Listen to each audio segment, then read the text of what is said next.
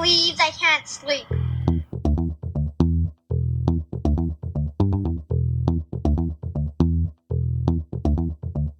It's time to listen to Courtney at last on the Ramblings of an Insomniac podcast.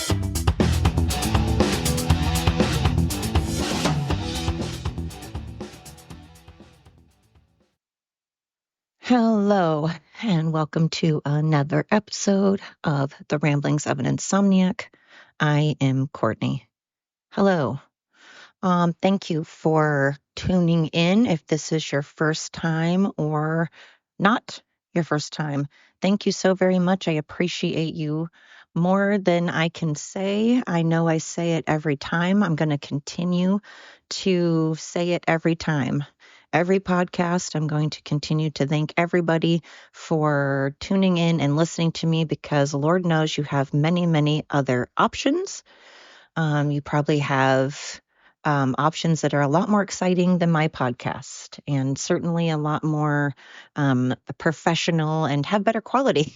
And yet, you still listen to me. So, of course, I am going to thank you every time, even if it gets old, because I just want it known that I am truly, truly grateful. So, let's get into it. When I say that I have insomnia, that I am an insomniac, I mean that with the most genuine, I mean that literally. I do not sleep. It's always been an issue. I've always had a lot of stuff and drama going on in my life.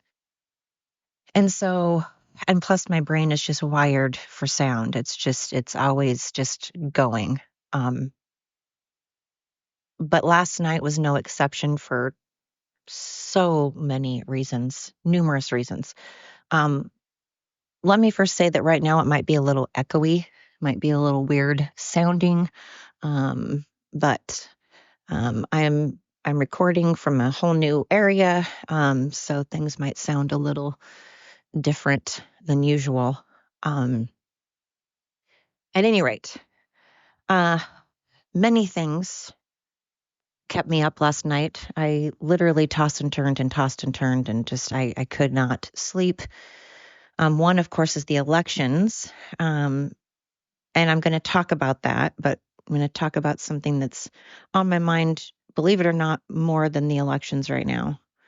And that is parenthood, being the parent of adult children, I can't say adult children, of adults.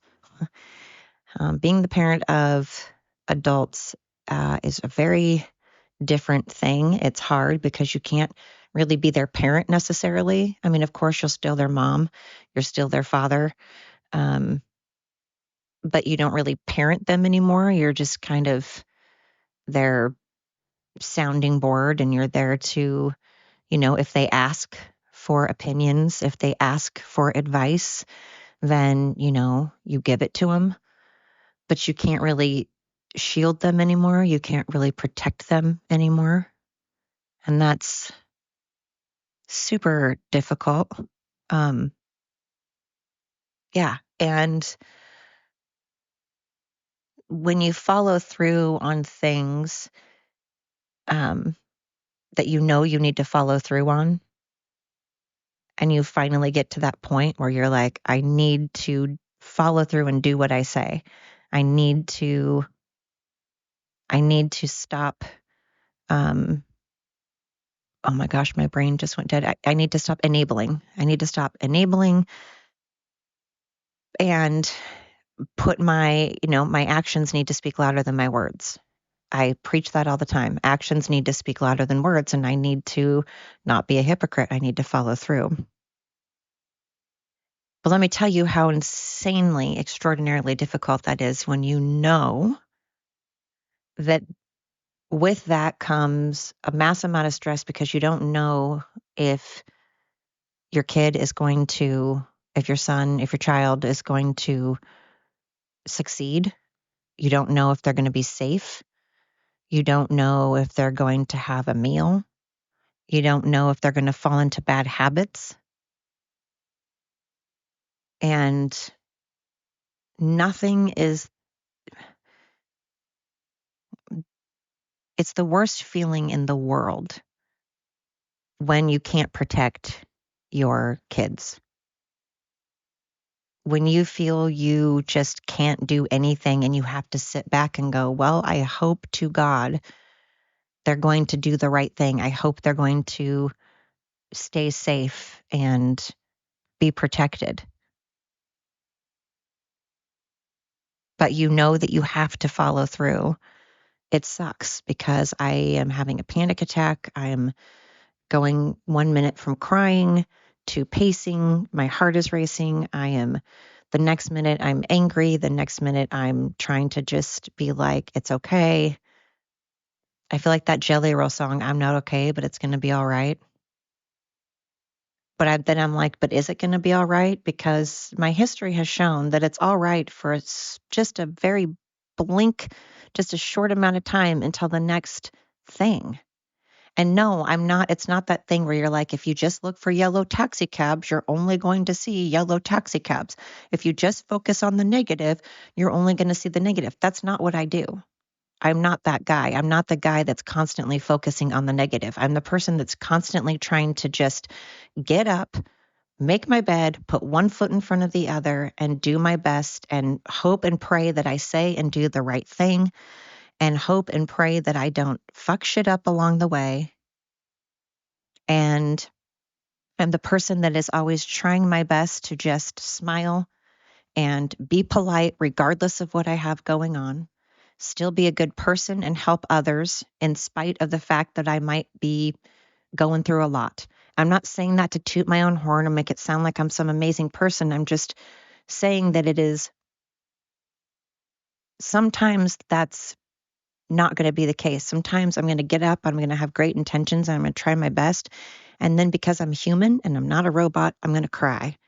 And maybe I'm going to say something that hurts someone's feelings. Or maybe I am going to, charge somebody the wrong amount and I'm going to mess up their bill. Who knows? I'm going to make mistakes. I'm going to make mistakes. I might say something that I shouldn't. But I am trying. I really, really don't make a habit of allowing my outside things going on in my life to dictate how I treat others or to make excuses. I'm not one to make excuses. Excuse me. I really don't. I take accountability. If I'm wrong, I say I'm wrong. Do I like it? No. Of course, I don't want to be wrong. And of course, I don't want to admit I'm wrong. I don't necessarily do it like, I'm wrong. Yeehaw. But I do it. And I apologize. And I don't make excuses. Me being angry does not warrant punching holes in the walls. Me being angry does not warrant calling people names and saying horrible things to them. Me being scared or insecure doesn't warrant me lashing out and bullying others. Especially if I'm at like work. I still need to show up to work and be professional and treat people with kindness. They don't know what's going on and they don't need to know what's going on. I'm at work. Work is work, home is home. But there are days I'm sure that I'm not as smiley as I usually am, and maybe I'm a little shorter than I normally am. Maybe I'm short with people. And I feel bad for those times if I am. But it's hard when you are a parent and you have to have your actions speak louder than words. And then they lash out and they're scared. And I know they're scared and they're angry. So then they lash out. And you have to either ignore it or. But it's hard to ignore when, you get told you hope you die or that you're worthless, um, especially by people that you love. I don't know. I just haven't been that person. I'm not the person. Again, I'm not trying to say that I'm perfect or that I'm some angel because I do other things that aren't great. I'm sure I'm just saying I don't lash out and say horrible things to others when I'm angry. And I don't throw things and break things or get violent. The only time that I've ever been like violent and tried to hurt somebody is when someone keeps backing me in the corner and they are attacking me. And I have told them to leave me alone, leave me alone. I am scared. You're attacking me. You're backing me in a corner. You're punching walls around me. I'm scared. Get away from me. Then I do attack in defense. And when I attack in defense, I come out like a tiger. I come out like a crazy person. Um, and so, but I haven't been the person that says things that I know that I can't take back, because once they're said, people expect you just to forget it, just to act like nothing had been said and just move about their lives as if nothing has been said. And that's so frustrating when people do that, when they can't apologize. And instead of apologizing and admitting that they were wrong, they just want to start being nice to you and trying to like buy you flowers. It's like that abusive personality that I talk about. They think if they buy you enough flowers or treat you kindly or take you on trips, that's okay. And it's not. What needs to happen is you just need to stop doing it, because it's not an accident when you continuously do the same thing over and over again. Just like I said in my last podcast, if you're doing something over and over again, it's not an accident. It's a choice. You're choosing that behavior. And I have the choice to continue to deal with it or not. And so when you finally put your foot down, it's hard. You think it would be like liberating or something, but it's not. It's hard. And it's scary and it's frustrating and it's sad, and I don't like it. And I'm trying to just really not freak out, and I'm trying to continue to stick with it.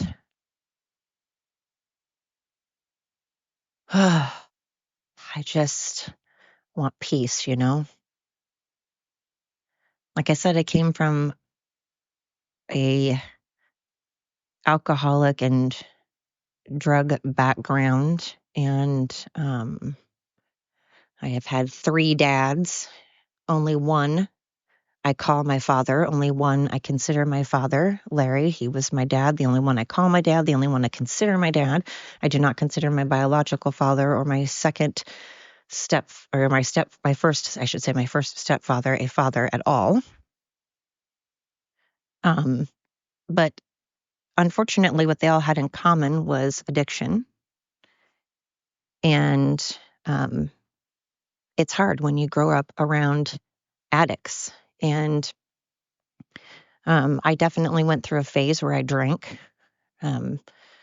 but I grew out of that real quick because I don't like not feeling in control. I like to be in control. I need control because I've never had it. My world has always been out of control. I've never had a world in which I've been in control ever, because of my abusive background, because of the addict background that I come from. My world has always been chaotic and crazy. So I have to have control or I'm freaked out, and I'm still trying to find control. I don't know if I should call it control. I want stability. I want peace. I want to have control of my world anyway. I'm not trying to control other people. I don't want to control others, but I want control in my life with me.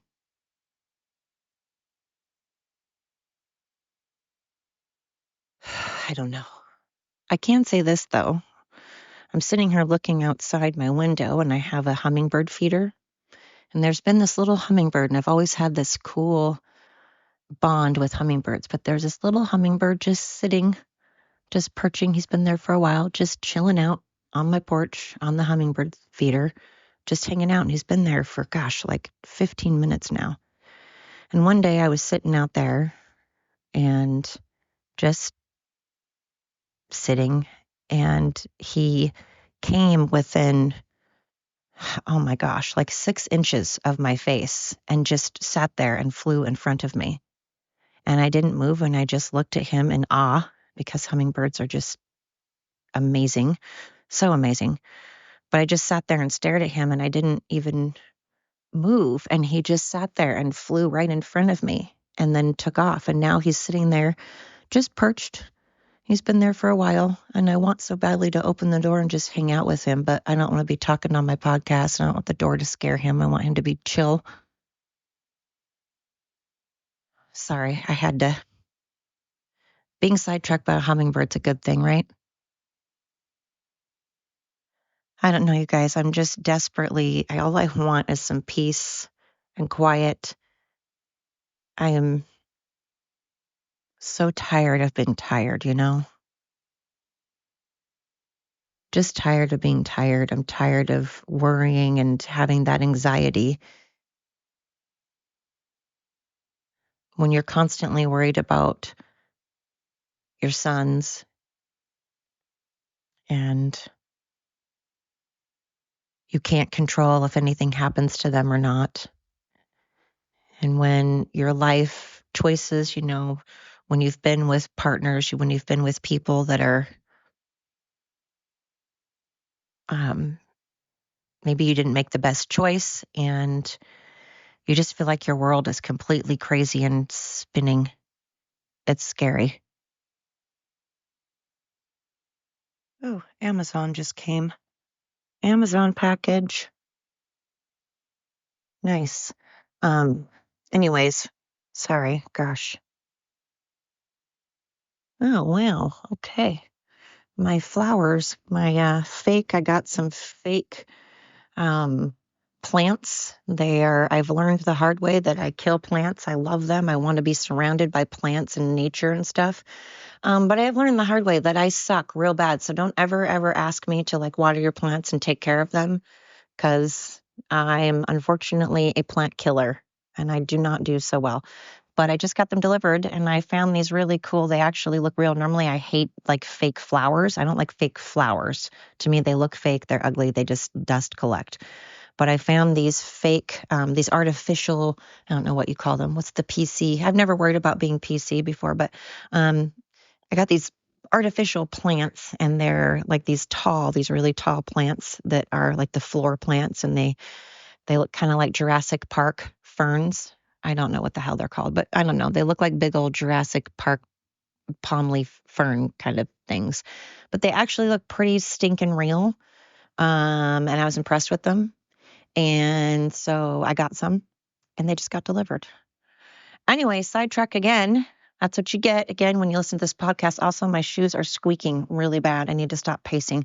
This is why I don't have a studio. This is why I was saying I cannot be like Joe Rogan and those guys and like sit.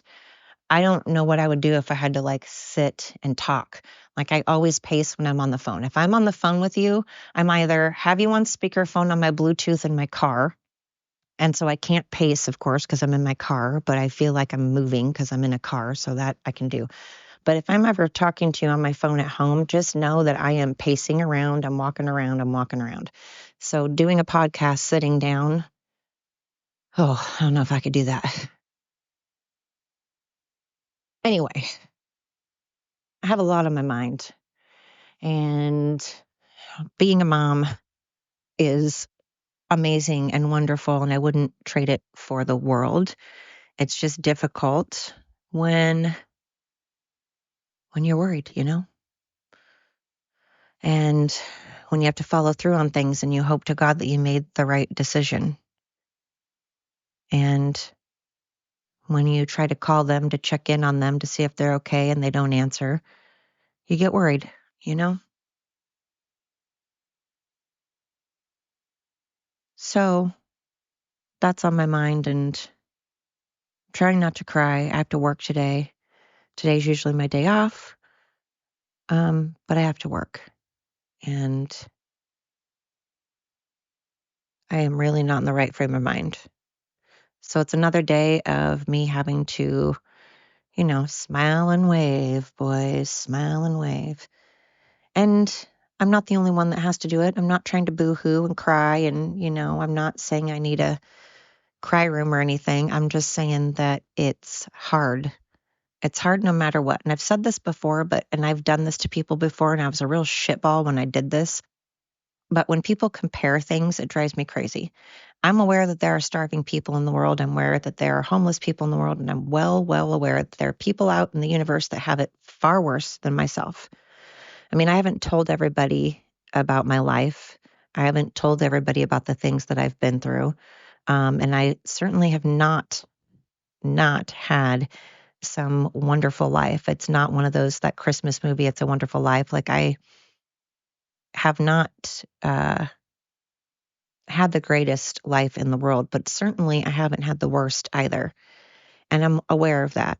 And it really grates on my nerves when people are like, well, at least, at least you're not a starving child in Africa. Okay, yeah, you're right. Thank God for that. And I feel bad for anybody that's starving in the world and anybody that has it worse, of course. That doesn't make my feelings invalid, though. It doesn't mean that I should have to suck it up and never cry again in my life because other people have it worse. Sure, there are people that are drama, and whatever they're upset about to 90% of the population may seem very, very insignificant and ridiculous. But two things. One, we have to remember, yes, there are drama queen and kings out there that certainly do bitch about absolutely ridiculous shit that 99.9% of us, no matter where we're from, no matter our background, would be like, dude, get a grip. This is not a big deal. There's definitely people that bitch about shit that is not a big deal at all. But there are also people that sometimes that one thing that they're complaining about is like the straw that broke the camel's back. They're not really complaining about that one tiny thing that may seem really, really insignificant to the rest of us. You know, that guy that's in the grocery store that maybe you accidentally bump into with your cart and they lose their mind. Maybe they're not usually like that at all. Maybe they're going through so much. And for whatever reason, that moment that you bumped into their cart set them off because maybe that was like the 47th thing that has gone wrong and they're just over it. That is why my kids used to always say, oh my God, Mom, anytime you're in a grocery store, anytime you're anywhere, people just tell you their life story and you sit there and listen to perfect strangers vent to you. And you've let people cry to you that you don't even know. Why do you do that? That's so weird. Why do you do that? And I look at it like, I don't know if that person, maybe I'm the very, very last person that they have. Maybe I'm the only person that they have. Maybe they have tried to talk to other people. Maybe they don't have a counselor. Maybe they don't have family. Maybe they don't have friends for whatever reason. Maybe they're a piece of shit and they don't have friends and family because they're a piece of crap. I don't know. Or maybe their family died and maybe their friends don't live close by. And maybe at that moment, I asked them how they were doing and I said hello to them and they felt comfortable venting to me. And what if that's all they needed? What if that's the only thing they needed to keep them from like jumping off of a bridge? I'm not saying I'm some savior or that I did something saintly. I'm just saying I try to listen to people because maybe I'm that one person that they just needed to show that cared so that they didn't feel like they were alone or wanted to like jump off a bridge. Now, I'm not going to lie. There's times I'm in a hurry. There's times that that I too am going through stuff and I'm also sad and I'm already drained of my energy. And I got to be honest, sometimes I don't want to hear it because I'm also exhausted. But at the same time, I am always going to listen because I do strongly feel that sometimes someone just needs one person to care so that they don't jump off a bridge or that they don't feel alone and scared.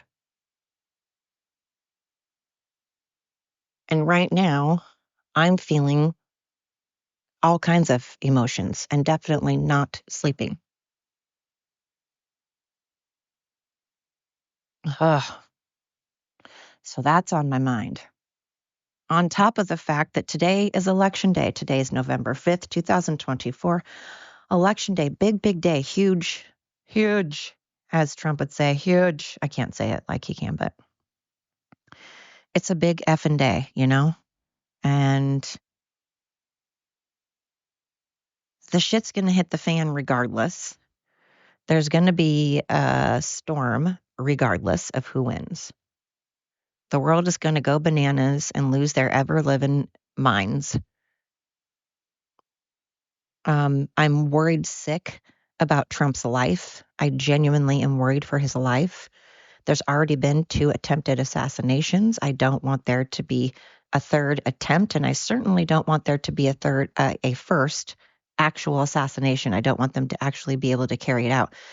But people know that if Trump is elected, they're not going to get away with their shenanigans anymore. Russia and China's butts are puckering. They're clenched real tight. Iran's butt is clenched real tight. The CIA and FBI and all these agencies, they're all pinching their butts, pooping out diamonds right now.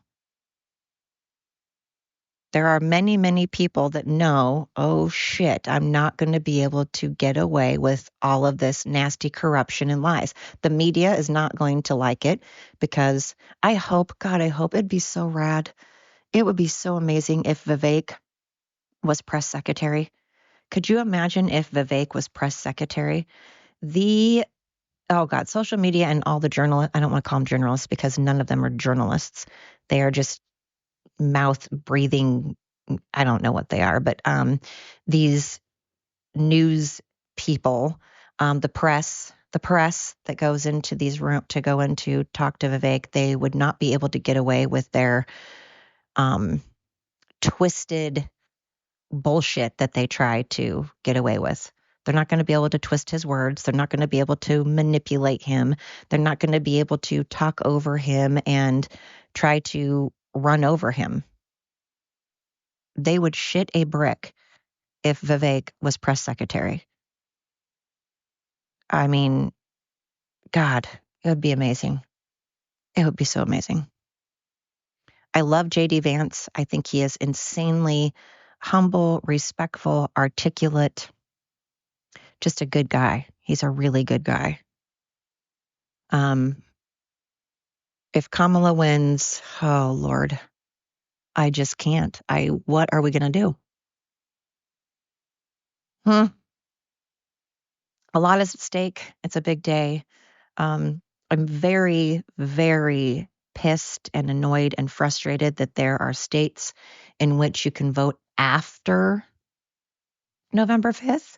I look at it like a homework assignment, like we're all college students that have, our term papers that need to be turned in on a certain date. And they give you that date and they specifically say it's due on this date at this time and no later. And if you turn it in later than that, it's a 0. It's an F. You get nothing. Well, I think that voting should be the same way.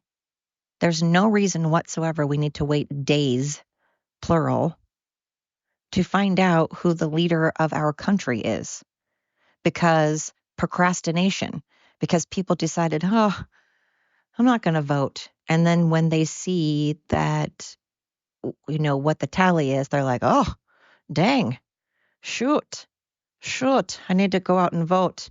What the fuck? No, you should have done that on the day that we tell you to. This is due by this day, November 5th. I honestly don't know what time, to be very honest. I don't know if it's 6 o'clock or 7 o'clock or 10 o'clock or whatever it is, but it needs to be, no, you're done voting on at 5 o'clock, whatever it is, Eastern Standard Time. I don't know.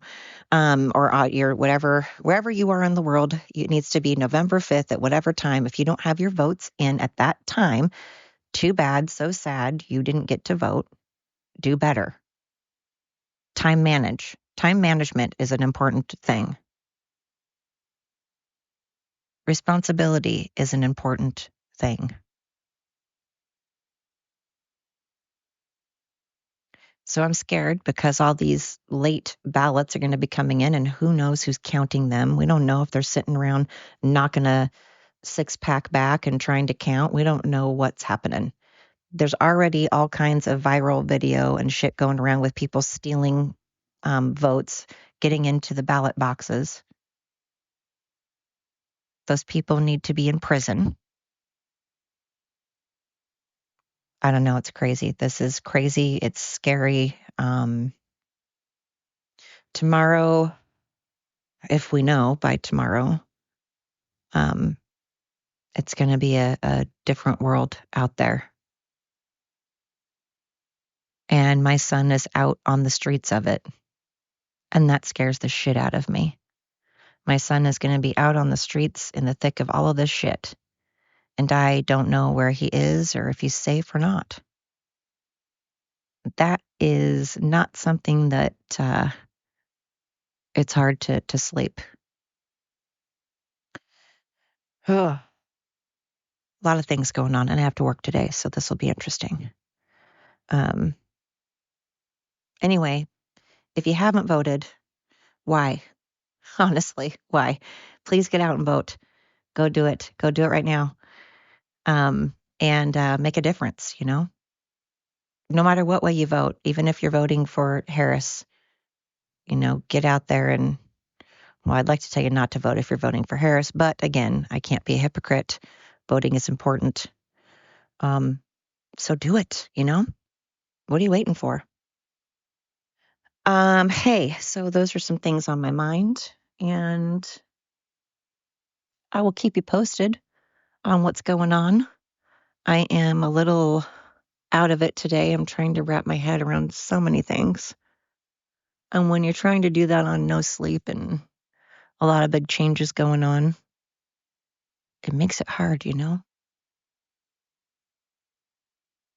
At any rate, I hope wherever you are, whatever you're doing, that you are safe. And if you're not, I hope that you have resources and places you can go. I hope you make the decision to get out of an unsafe place. And if you haven't voted, vote. But thank you again for listening so much. I appreciate each and every one of you. I'm wishing you the best day, evening, afternoon, whatever the case may be. Thank you, and until next time.